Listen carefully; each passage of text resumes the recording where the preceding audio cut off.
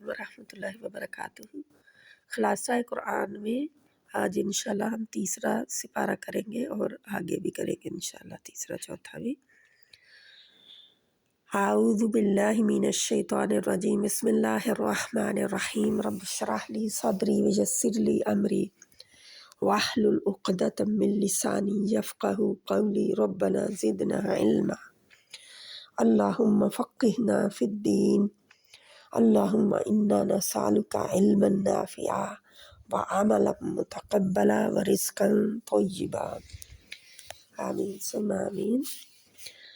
آیت الکرسی کی برکات۔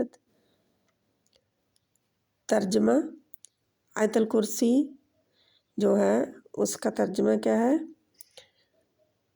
خدا وہ معبود برحق ہے کہ اس کے سوا کوئی عبادت کے لائق نہیں، زندہ ہمیشہ رہنے والا، اسے نہ اونگ آتی ہے نہ نیند، جو کچھ آسمانوں اور جو کچھ زمین میں ہے سب اسی کا ہے، کون ہے اس کی اجازت کے بغیر اسے کسی کی سفارش کر سکے؟ جو کچھ لوگوں کے روبرو ہو رہا ہے اور جو کچھ ان کے پیچھے ہو چکا ہے اسے سب معلوم ہے، اور وہ اس کی معلومات میں سے کسی چیز پر دسترس حاصل نہیں کر سکتے، ہاں جس قدر وہ چاہتا ہے اسی قدر معلوم کرا دیتا ہے۔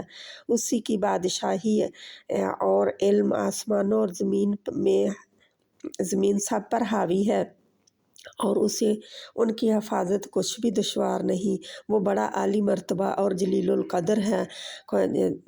تشریح اس کی کیا ہے؟ آیت الکرسی کے فضائل اور برکات سے کتابیں بھری پڑی ہیں، لیکن مختصراً کہ اسم اعظم بھی انہی آیات میں ہے۔ یاد رکھیں کہ اسم اعظم کے ذریعے جو بھی دعا مانگی جائے پکار کر اللہ کو، اللہ تعالیٰ قبول فرماتے ہیں اور دیتے ہیں، عطا فرماتے ہیں اگر بندے کے لیے بہتر ہو تو۔ اللہ تعالیٰ اس آیت کی برکت سے ہر قسم کی بلاؤں سے محفوظ رکھتا ہے۔ عام طور پر لوگ جب توہمات میں مبتلا ہوتے ہیں، ان کی توہمات کو دور کرنے کے لیے یہ آیت کریمہ تیر بے ہدف نسخہ ہے، یعنی کہ بالکل سیدھا تیر لگتا ہے۔ صبح اگر پڑھ لی جائے تو اللہ تعالیٰ تمام دن کی بلاؤں اور آفات سے محفوظ رکھتا ہے، اور اگر رات کو مغرب کی نماز کے بعد پڑھ لی جائے تو اللہ تعالیٰ تمام رات ہر قسم کی برائیوں سے محفوظ رکھتا ہے۔ اللہ تعالیٰ ہمیں اس کو پڑھنے کی توفیق عطا فرمائے۔ پھر ہے ابراہیم اور نمرود کا قصہ۔ تو آیت اس کے قصے میں ہے، ترجمہ ہے: کیا تو نے اس شخص کے حال پر غور کیا جس نے ابراہیم علیہ السلام سے اس کے رب کے بارے میں جھگڑا کیا، کیونکہ اللہ نے اسے بادشاہت دی تھی طاقت کی بنا پر، یعنی کہ طاقتور ہمیشہ ہی کمزور سے جھگڑتا ہے۔ جب ابراہیم علیہ السلام نے کہا میرا رب وہ ہے جو زندہ کرتا اور مارتا ہے، تو وہ کہنے لگا میں بھی زندہ کرتا اور مارتا ہوں۔ ابراہیم علیہ السلام نے کہا اچھا، اللہ سورج کو مشرق سے لاتا ہے تو اسے مغرب سے لے آ، تو وہ کافر ہکا بکا رہ گیا، مگر اللہ ظالم لوگوں کو راہ نہیں دکھاتا۔ تشریح اس میں کیا ہے؟ اس شخص سے مراد نمرود ہے، کیونکہ ابراہیم علیہ السلام کے زمانے کا بادشاہ نمرود تھا، جو ابراہیم علیہ السلام کے وطن عراق کا بادشاہ تھا اور بہت ہی ظالم اور مشرک تھا۔ اس نے حضرت ابراہیم علیہ السلام سے مناظرہ کیا اور اپنے مناظرے میں برے طریقے سے شکست کھائی، لیکن ہٹ درمی، تکبر اور اپنی بادشاہی کے زعم میں اس نے ابراہیم علیہ السلام کو آگ میں پھینکا، لیکن اللہ نے اپنے فضل و کرم سے آگ کو حکم دیا کہ ابراہیم پر سلامتی والی بن جا۔ تو ساری قوم نے بھی اور ابراہیم علیہ السلام کے والدین نے بھی یہ دیکھا تھا کہ آگ میں کیسے اللہ تعالیٰ نے گلزار بنا دیا، آگ کو ٹھنڈی پڑ گئی، اور اللہ تعالیٰ نے اس طرح ابراہیم علیہ السلام کی مدد فرمائی، لیکن پھر بھی ان کی قسمت میں نہ ہوا کہ وہ ایمان لے آتے اتنا بڑا معجزہ دیکھ کر۔ قرض لینے دینے اور گواہی دینے کا ادب جو ہے، یہ قرض لینا دینا جو ہے، آج ہم قرض لیتے دیتے ہیں لیکن اللہ کے حکم پر عمل نہیں کرتے۔ اللہ ہمیں عمل کی توفیق عطا فرمائے، کیونکہ اللہ کا حکم جو ہے اس کے مطابق اگر قرض دیا جائے تو کوئی بھی نقصان نہیں اٹھاتا۔ تو کیا ہے ترجمہ آیت کا؟ یہ قرض، اسے آیت دین کہتے ہیں، لمبی آیت ہے۔ सबसे लंबी आयत है बल्कि कुरान की। ऐ ईमान वालो, जब तुम मुकर्ररा मुद्दत तक कर्ज़ का लेन देन करो तो उसे लिख लो, और कातिब तुम्हारे दरमियान इंसाफ से लिखे, और कातिब जैसा कि अल्लाह ने उसे हुक्म सिखाया है लिखने से इनकार ना करे, वो ज़रूर लिखे। और जिसके ज़िम्मे कर्ज़ हो, यानी जो कर्ज़ ले रहा है, लेने वाला, वो लिखवाए, और अपने रब अल्लाह से डरे, और उसमें कोई कुछ भी कमी ना करे, यानी कि लिया ज़्यादा हो और लिखा कम दे, ऐसा ना करे। फिर अगर वो जिसके ज़िम्मे कर्ज़ है ना समझ या कमज़ोर हो, या लिख ना सकता हो, यानी किसी कमज़ोर, नातवा या बेवकूफ़ ना समझ की तरफ से कर्ज़ लिया जा रहा हो, तो उसके लिए हुक्म क्या है, तो उसका मुख्तार यानी जो उसका गार्डियन है इंसाफ से लिखवाए, और अपने मर्दों में से 2 गवाह बना लो। फिर अगर 2 मर्द ना हों तो 1 मर्द और 2 औरतें हो जाएं, इनमें से जो जो तुम बतौर गवाह पसंद करो, ताकि अगर उनमें से एक औरत भटक जाए तो दूसरी उसे याद दिला दे, यानी अगर भूल जाए, भटक जाए तो दूसरी याद दिला दे। और गवाहों को जब बुलाया जाए तो वो इनकार ना करे। आज के ज़माने में क्या है, गवाहों को वैसे ही गायब कर दिया जाता है, उनसे उन्हें रिश्वत देकर दूसरा फ़ैसला ले लिया जाता है। तो याद रखिए ये सब अल्लाह के हुक्म के ख़िलाफ़ है। और उसे उसकी मुद्दत तक लिखने में सुस्ती ना करो, खा वो छोटा हो या बड़ा, कर्ज़ छोटा लो या बड़ा लो, उसे लिखवा लिया करो। ये बात अल्लाह के नज़दीक ज़्यादा मुनसिफ़ाना और गवाही के लिए ज़्यादा मज़बूत है, और इस तरह ज़्यादा इम्कान है कि तुम शुबा में ना पड़ो, क्योंकि देने वाला या लेने वाला दोनों ही शुबा में पड़ सकते हैं, भूल सकते हैं या मुकर सकते हैं। तो इसलिए लिखा हो तो दिखाया जा सकता है, गवाह हो तो गवाह लाए जा सकते हैं, फिर ये देखो कैसे मुकर सकते हैं।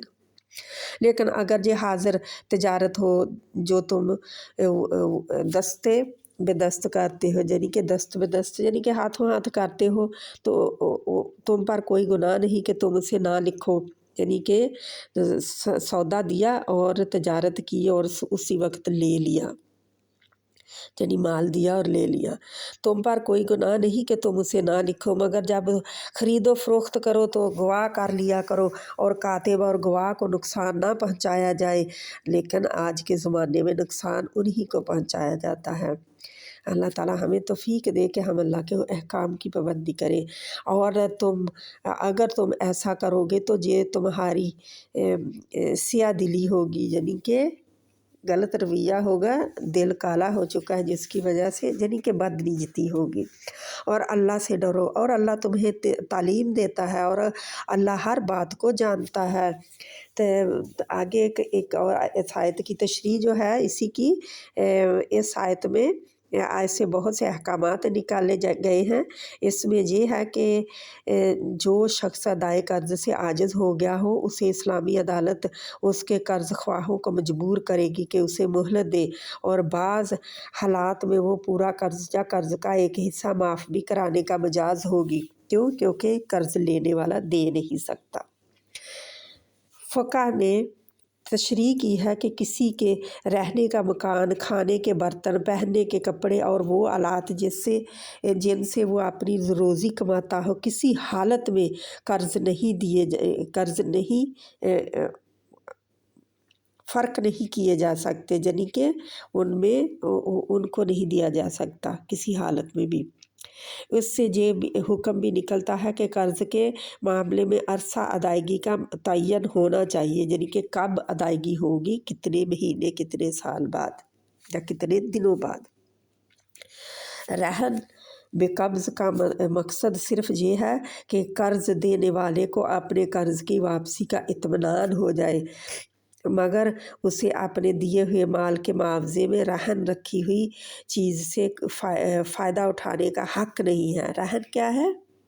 जो चीज़ दी जाए कि आप मुझे इतना माल दे दें और मैं अपनी ये चीज़ आपके रखता हूँ, सुपुर्द करता हूँ, जब तक मैं कर्ज़ वापस ना दे दूँ, ये चीज़ आपके पास है। तो लेने वाले का क्या हुक्म है कि वो उसका हक़ नहीं है उसका कि वो उनको इस्तेमाल करे, इस्तेमाल नहीं कर सकता, बस अपने पास उसकी अमानत है, और उससे सवारी या बर्दबारी की खिदमत ली जा सकती है, यानी कि क्योंकि ये सौदा अलबत्ता अगर कोई जानवर रहन रखा गया हो तो उसका दूध इस्तेमाल किया जा सकता है और उससे सवारी व बुर्दबारी की खिदमत ली जा सकती है, क्योंकि ये दरअसल उस चारे का मुआवजा है जो मरतहन उस जानवर को खिलाता है, यानी को रहन रखने वाला जो है, जिसके पास रहन रखा गया है वो जानवर को खिलाता है तो वो मुआवजा अपना ले रहा है दूध की शक्ल में, क्योंकि ये दरअसल मेहनत है ना, उसकी मेहनत का मुआवजा है। आजकल लोग कर्ज़ देते हैं तो उस पर सूद भी लेते हैं, जो सख्त हराम है, और अल्लाह ताला ने फरमाया है कि सूद लेने वाले अल्लाह से लड़ने के लिए तैयार रहें। तो इसी तरह पारा 4 है, इसकी खुलासा हम देखते हैं। गज़वाए बदर का ज़िक्र है, जहाँ पे गज़वाए बदर वो मार्का है जो मुसलमानों और मशरकीन मक्का के दरमियान पहली गज़वा हुआ था, पहली जंग हुई थी आप सल्लल्लाहु अलैहि वसल्लम के मदीना में आने के बाद।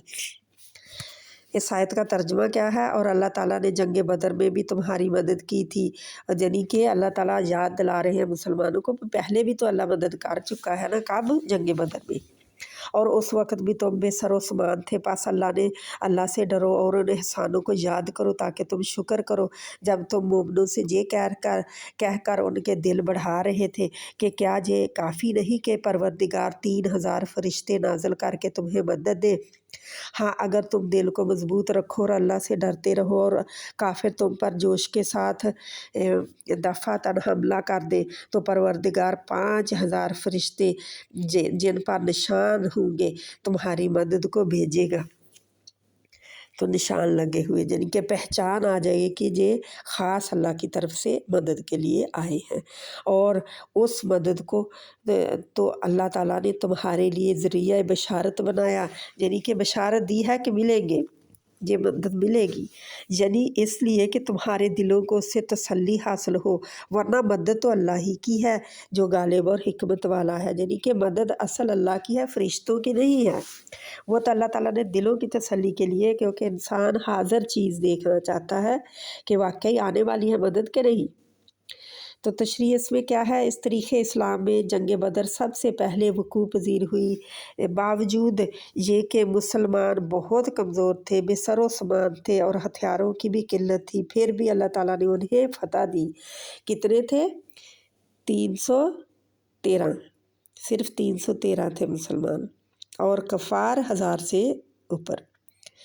इस आयत में इसी तरफ इशारा है। गज़वाए उहद अब है, तो गज़वाए उहद में गज़वाए बदर की तसल्ली दी जा रही है। गज़वाए उहद क्या है? और मोहम्मद सल्लल्लाहु अलैहि वसल्लम भी अल्लाह के पैगंबर हैं, उनसे पहले भी बहुत से पैगंबर गुज़रे हैं। भला अगर ये मर जाएं या मारे जाएं तो तुम उल्टे पाँव फिर जाओगे, यानी मुर्तद हो जाओगे, यानी तुम दीन को ही छोड़ दोगे। वो तो अल्लाह के पैगंबर हैं, यानी कि जैसे पैगंबर आए और दुनिया से वापस चले गए, इसी तरह आप सल्लल्लाहु अलैहि वसल्लम भी चले जाएंगे एक दिन, चाहे मार दिए जाए, कत्ल कर दिए जाए, चाहे अपनी मौत खुद मार जाएं। तो एक दिन आप सल्लल्लाहु अलैहि वसल्लम ने भी जाना है दुनिया से, तो फिर क्या तुम अपने दीन को छोड़ दोगे, दीन से फिर जाओगे? और जो उल्टे पाँव फिरे, याद रखे तो अल्लाह का कुछ नुकसान नहीं कर सकेगा और अल्लाह शुक्रगुज़ारों को बड़ा सवाब देगा, यानी कि शुक्र बजा लाने वालों को अल्लाह सवाब देता है। जंग उहद भी इस्लामी जंगों में एक मशहूर जंग है, ये दूसरी जंग थी, गज़वा था, जिसमें अल्लाह ताला ने मुसलमानों की इज़्ज़त रख ली और उनकी मदद फरमाई। जंग उहद में जब नबी सल्लल्लाहु अलैहि वसल्लम ज़ख्मी हुए, यानी कि अल्लाह के नबी सल्लल्लाहु अलैहि वसल्लम के दांत मुबारक शहीद हो गए थे, तो आप सल्लल्लाहु अलैहि वसल्लम ने कफ़ार के हक़ में ये कलमा इरशाद फरमाया कि वो कौम कैसे फ़लाह पा सकती है जो अपने नबी सल्लल्लाहु अलैहि वसल्लम को ज़ख्मी करे। ये आयत उसी के बारे में इरशाद हुई, अल्लाह ताला ने आयत नाज़िल कर दी कि अल्लाह के नबी सल्लल्लाहु अलैहि वसल्लम ऐसा ना कहें। मिरास का मसला, मिरास का आगे हुक्म है, मिरास का मसला देखते हैं हम। तर्जुमा आयत का, अल्लाह तुम्हारी औलाद के बारे में तुमको अरशाद फरमाता है कि एक लड़के का हिस्सा 2 लड़कियों के हिस्से के बराबर, यानी कि बराबर है। तशरीह اسلام سے پہلے عورتوں کے میراث میں کوئی بھی حصہ نہیں دیا جاتا تھا، لیکن اس آیت کریمہ کے نازل ہونے کے بعد اللہ تعالیٰ کے فضل و کرم سے عورتوں کو میراث دینے کی فرضیت ثابت ہو گئی، یعنی کہ فرض کر دیا اللہ تعالیٰ نے کہ میراث میں عورتوں کا بھی حصہ ہے۔ کتنا ہوگا؟ مرد کے 2، عورت کا 1۔ وہ رشتے جن سے شادی کرنا حرام ہے۔ یہ میراث کا جو ہے یہ لمبا ٹاپک ہے، اس میں انشاءاللہ جو تفسیر ہے اس میں پڑھیں گے۔ جو بہنیں بھی تفسیر پڑھنا چاہتی ہیں وہ بعد میں شامل ہو جائیں۔ تو یہ میراث جو ہے عورت کا حصہ اسلام سے پہلے کچھ نہیں ہوتا تھا۔ عورت جائیداد نہیں رکھ سکتی تھی، کوئی خرید و فروخت نہیں کر سکتی تھی کسی جائیداد کی۔ تو جیسے مغربی ممالک میں بھی، جہاں تک کہ UK وغیرہ میں بھی 19ویں صدی کے شروع یعنی کہ مڈل سے پہلے تک عورتوں کو کوئی رائٹ نہیں حاصل تھی، بعد میں دی گئی۔ تو جہاں پہ اللہ تعالیٰ فرماتے ہیں آگے، وہ رشتے جن سے شادی کرنا حرام ہے۔ اللہ تعالیٰ ہمیں توفیق عطا فرمائے کہ ہم اللہ کے احکامات کو سمجھیں اور عمل کریں۔ ترجمہ ہے آیت کا: تم پر تمہاری مائیں اور بیٹیاں اور بہنیں اور پھوپھیاں اور خالائیں اور بھتیجیاں اور بھانجیاں اور وہ مائیں جنہوں نے تم کو دودھ پلایا، یعنی رضائی مائیں، اور رضائی بہنیں جو ان ماؤں کی بیٹیاں ہیں، پھر اور ساسیں حرام کی گئی ہیں۔ تشریح: اس امر پر یعنی اس حکم پر امت میں اتفاق ہے کہ ایک لڑکے یا لڑکی نے جس عورت کا دودھ پیا ہو اس کے لیے وہ عورت ماں کے حکم میں اور اس کا شوہر باپ کے حکم میں آتا ہے، اور تمام وہ رشتے جو حقیقی ماں اور باپ کے تعلق سے حرام ہوتے ہیں، رضائی ماں اور باپ کے تعلق سے بھی حرام ہو جاتے ہیں، یعنی ان کے بچے جو ہیں، اس کے بچے کے لیے رضائی ماں کا صرف وہی بچہ حرام نہیں ہے جس کے ساتھ اس نے دودھ پیا ہو، بلکہ اس کی ساری اولاد اس کے سگے بہن بھائیوں کی طرح ہو جاتی ہے، اور ان کے بچے ان کے لیے سگے بھانجوں بھتیجیوں کی طرح ہیں۔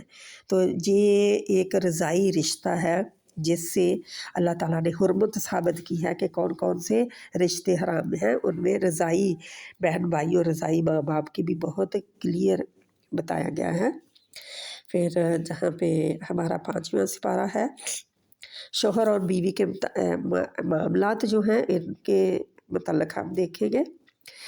ترجمہ کیا ہے آیت کا: مرد عورتوں پر مسلط و حاکم ہیں، اس لیے کہ اللہ نے بعض کو بعض سے افضل بنایا ہے، اور اس لیے بھی کہ مرد اپنا مال خرچ کرتے ہیں۔ جو نیک بیویاں ہیں وہ مردوں کے حکم پر چلتی ہیں اور ان کے پیٹھ پیچھے اللہ کی حفاظت میں مال اور آبرو کی خبرداری کرتی ہیں، یعنی کہ اپنی عزت کی بھی حفاظت کرتی ہیں، کیونکہ شوہر کی عزت ہے نا، ان کی عزت بھی، اور ان کے مال کی بھی ان کے پیچھے حفاظت کرتی ہیں، اور بچوں کی بھی۔ اور جن عورتوں کے نسبت تمہیں معلوم ہے کہ سرکشی اور بدخوئی کرنے لگی ہیں، تو پہلے ان کو زبانی سمجھاؤ، اگر نہ سمجھے پھر ان کے ساتھ سونا ترک کر دو، یعنی کہ ان کے ساتھ بستر الگ کر دو ان کا۔ اگر اس پر بھی باز نہ آئے تو پھر زد و کوب کرو، یعنی کہ ان کو ضرب لگاؤ، اور ضرب لگانے سے یہ نہیں ہے مار پیٹ کر کے ان کو سوج پھول جائیں۔ وہ اللہ کے نبی صلی اللہ علیہ وسلم نے بتایا کہ ضرب کیسے، مسواک کتنی چھوٹی ہے، یعنی کہ جو غیرت والی عورت ہوگی اس کے لیے وہ بھی کافی ہے۔ اور اگر فرما بردار ہو جائیں، یعنی کہ وہ غلط چھوڑ دیں، اپنی بے حیائی چھوڑ دیں اور فرما بردار ہو جائیں، تو پھر ان کو تکلیف دینے کا کوئی بہانہ مت ڈھونڈو، یعنی کہ پھر یہ نہ ہو کہ وہ پہلی رڑک نکالتے رہے اور ان کو تکلیف دیں۔ بے شک اللہ سب سے اعلیٰ اور جلیل القدر ہے۔ اور اگر تم کو معلوم ہو کہ میاں بیوی میں انبن ہے تو ایک انصاف کرنے والا مرد کے خاندان میں سے اور ایک منصف عورت کے خاندان میں سے مقرر کرو، اور اگر صلح کرا دینی چاہیں گے تو اللہ ان میں موافقت پیدا کر دے گا۔ کچھ شک نہیں، اللہ سب کو جانتا اور سب باتوں سے خبردار ہے، یعنی کہ अगर वो एक दूसरे का साथ निभाना चाहें, अगर वो रिश्ता कायम रखना चाहें, तो जो उनके इंसाफ करने वाले मर्द और औरत के ख़ानदान के दोनों तरफ से जो होंगे वो उनकी सुलह करवा दें। अल्लाह खुद ही मुआफ़क़त पैदा कर देगा, उनके दरमियान मोहब्बत पैदा कर देगा, समझ दे देगा खुद ही एक दूसरे के लिए। ये मतलब नहीं है कि तीनों काम बेशक वक़्त कर डाले जाएँ, बल्कि मतलब ये है कि नशूज़ की हालत में इन तीनों तदबीरों की इजाज़त है। क्या? ये जो ऊपर औरत को पहले तो समझाया जाए ज़ुबान से, फिर उनके साथ उनका बिस्तर अलग कर दें अपने से, और फिर क्या है, फिर उनको ज़रब लगाएँ। और अल्लाह सुब्हानहू व तआला किसी के ऊपर जुल्म नहीं पसंद करते। तो ये मतलब नहीं कि तीनों काम एक दफ़ा ही कर दे जाएँ, बल्कि मतलब ये है कि नशूज़ की हालत में तीनों तदबीरों की इजाज़त है। अब रहा उन पर अमल दरामद, तो बहरहाल उसमें कसूर और सज़ा के दरमियान तनासब होना चाहिए, और जहाँ हल्की तदबीर से इस्लाह हो सकती हो वहाँ सख्त तदबीर से काम ना लेना चाहिए। यानी कि फ़ौरन ही बिस्तर अलग ना कर दो उसे बताने के बगैर ही, उसे पहले बताया जाए, उसे रोका जाए ज़ुबान से। और जहाँ फिर नबी सल्लल्लाहु अलैहि वसल्लम ने बीवियों के मारने की जब इजाज़त दी, जा दिल नवास्तगी दी है, और उसे नापसंद ही फरमाया है। यानी कि दी तो इजाज़त है, लेकिन नापसंद ही फरमाया है, पसंद नहीं किया।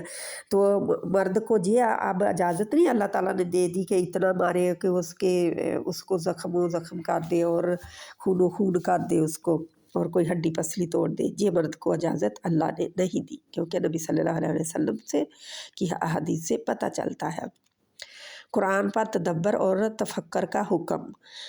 तर्जमा है आयत का, भला जे कुरान में गौर नहीं करते, अगर जे अल्लाह के सिवा किसी और का कलाम होता तो इसमें बहुत सा इख्तलाफ पाते। क्यों? क्योंकि दुनिया के कामों में, दुनिया की बातों में, लोगों की खुद की एक इंसान की बातों में भी इख्तलाफ पाया जाता है। ये कलाम तो खुद शहादत दे रहा है कि ये अल्लाह के सिवा किसी दूसरे का कलाम हो ही नहीं सकता। कोई इंसान इस बात पर कादिर नहीं कि साल हर साल तक वो मुख्तलिफ़ हालात में मुख्तलिफ़ मज़ामीन पर तकरीरें करता रहे, और अव्वल से आखिर तक उसकी सारी तकरीरें ऐसा हमवार यक रंग मुतनासिब मजमूआ बन जाए जिसका कोई जुज़ दूसरे जुज़ से मुतसादिम न हो, जिसमें तब्दीली राय का कहीं निशान तक ना मिले। यानी कि राय की, अल्लाह ताला की राय की कोई तब्दीली नहीं है, तो इंसान फिर तब्दीली राय में कर सकते थे। जिसमें मुतकल्लिम के नफ्स की मुख्तलिफ़ कैफियत अपने रंग न दिखाएं, और जिस पर कभी नज़र सानी तक की ज़रूरत ना पेश आए। तो कुरान में नज़र सानी की ज़रूरत नहीं पेश आती ना, जैसा लिखा गया है वैसे ही है, जैसे अल्लाह ताला ने उतारा वैसे ही है। ज़ेर ज़बर पेश, नुक्ते, शोशे वगैरह की भी कोई तब्दीली नहीं है। एक दूसरे को सलाम करने का हुक्म। तर्जमा क्या है, और जब तुम को कोई सलाम करे, यानी सलाम करने में दुआ दे, कि सलाम एक दुआ है ना, तो जवाब में तुम उससे बेहतर कलमे से उसे दुआ दो। यानी कोई कहे अस्सलाम वालेकुम, आप कहें अस्सलाम वालेकुम रहमतुल्लाह। अगर कोई कहे अस्सलाम वालेकुम रहमतुल्लाह, आप जवाब दें अस्सलाम वालेकुम रहमतुल्लाहि व बरकातुहू, तो ये बेहतर जवाब है। अगर कोई सलाम का अस्सलाम वालेकुम का अस्सलाम वालेकुम भी कहते तो वो भी गुनाह की बात नहीं है, लेकिन अजर में कमी है। अल्लाह ताला खुद फरमाते हैं, तो जवाब बेहतर, उससे बेहतर कलमे से उसे दुआ दो जवाब में, या उन्हीं अल्फाज से दुआ दो। बल्कि बेशक अल्लाह ताला हर चीज़ का हिसाब लेने वाला है। यानी कि अल्लाह हिसाब लेगा कि कितनी दुआ दी थी और कितनी कबूल करने वाले ने कबूल की थी, और आगे से क्या अल्फाज दिए थे। जहाँ आए बाए ताए ही कर दिया, कुछ भी नहीं अल्फाज इस्तेमाल किए। हम अल्लाह हाफ़िज़ खुदा हाफ़िज़ तो कर लेते हैं, लेकिन सलाम नहीं कहते जो अल्लाह ने दिया है।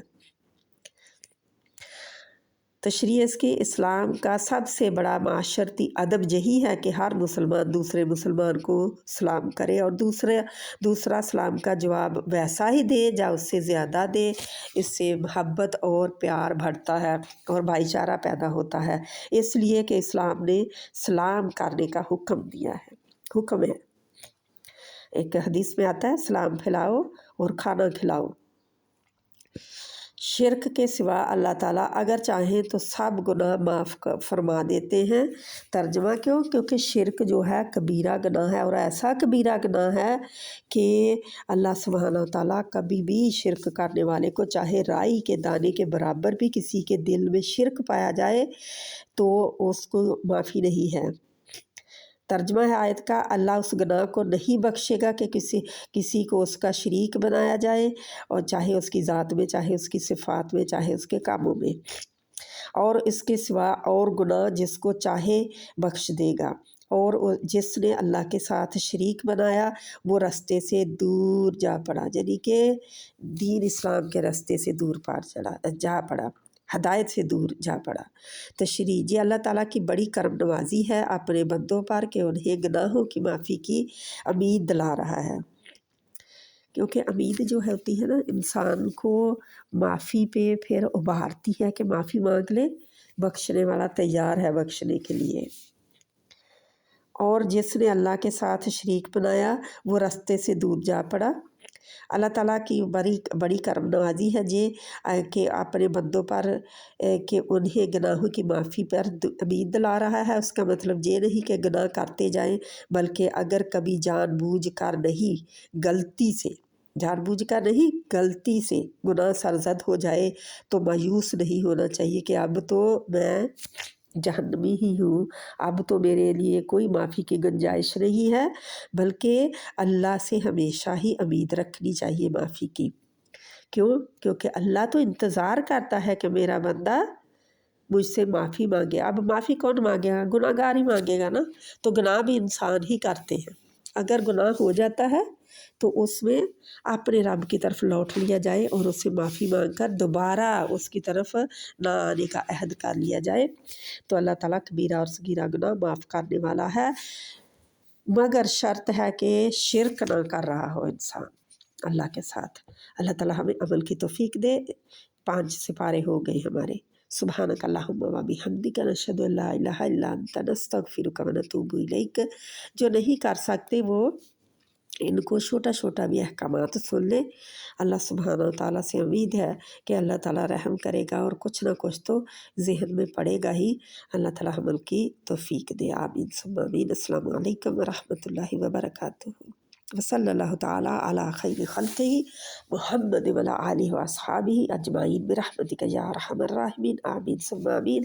اللہ سبحانہ تعالیٰ ہمارا سب کا عمل جو ہے قبول کر لے، اور ہمارے روزے، دعائیں، عبادتیں، چھوٹی یا بڑی کوششیں، صدقہ خیرات اللہ سب قبول کر لے۔ اللہ سبحانہ تعالیٰ جو بیمار ہیں انہیں شفائے کلی عطا فرمائے، اور جو روزہ نہیں رکھ سکتے، کمزوری کسی کی وجہ سے، بوڑھے ہیں، بیمار ہیں، اللہ تعالیٰ انہیں تندرستی دے اور بڑھاپا آسان کرے۔ اور جو عورتیں دودھ پلانے یا حمل کی وجہ سے نہیں رکھ سکتی روزے، اللہ تعالیٰ انہیں بھی توفیق عطا فرمائے، ان کے لیے آسانی پیدا کرے کہ وہ ان کے رزق میں برکت دے کہ وہ اپنا فدیہ دے دیں اور بعد میں روزے رکھ لیں جب بھی ان سے رکھے جا سکیں، سال بھر میں ان کے لیے ٹائم ہے، آمین ثم آمین۔ السلام علیکم ورحمۃ اللہ وبرکاتہ۔